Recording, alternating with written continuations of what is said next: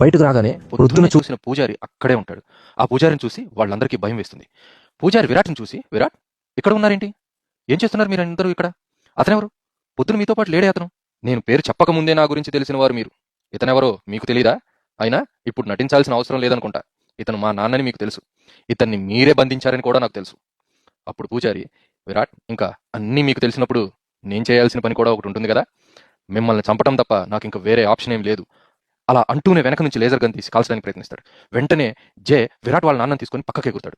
సీత ఒక రాయి వెనక్కి వెళ్ళి దాక్కుంటుంది. అండ్ విరాట్ ఆ లేజర్ గన్ కాల్చగానే పక్కకు తప్పుకుంటాడు.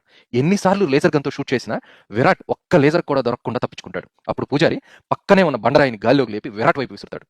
దాని నుంచి కూడా విరాట్ తప్పించుకుంటాడు. అప్పుడు మ్యాక్స్ ఆ పూజారి పైన దాడి చేయడానికి ప్రయత్నిస్తుంది. అది గమనించిన పూజారి వెంటనే మ్యాక్స్ని ఆపేసి పక్కకు విసిరేస్తాడు. అలా విరాట్ తప్పించుకుంటున్నప్పుడు పూజారికి రాయి వెనకాల సీత కనిపిస్తుంది. వెంటనే సీతని పట్టుకొని గాలిలోకి ఎగరేసి విరాట్ వైపు విసిరేస్తాడు. విరాట్ తన వైపుగా వస్తున్న సీతను పట్టుకొని ఆపి కిందకి నుంచోబెడతాడు. వాళ్ళు చూస్తూ ఉండగానే పూజారి వాళ్ళ వైపు ఒక లేజర్ గన్ కాల్చేందుకు గురి పెడతాడు.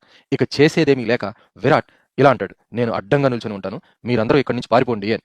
ఇది ఇలా ఉండగా పూజారి కాలుస్తాడు. కానీ జేకి కానీ విరాట్ వాళ్ళ నాన్నకు కానీ సీతకు కానీ ఎలాంటి ప్రమాదం జరగదు. ఎందుకంటే వాళ్ళందరి ముందు ఒక షీల్డ్ అడ్డంగా ఏర్పడుతుంది.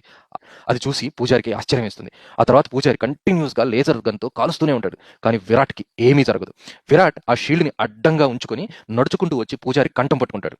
పూజారి చేతిలో ఉన్న లేజర్ గన్ని చేయి తిప్పేసి కిందకు పడేట్లు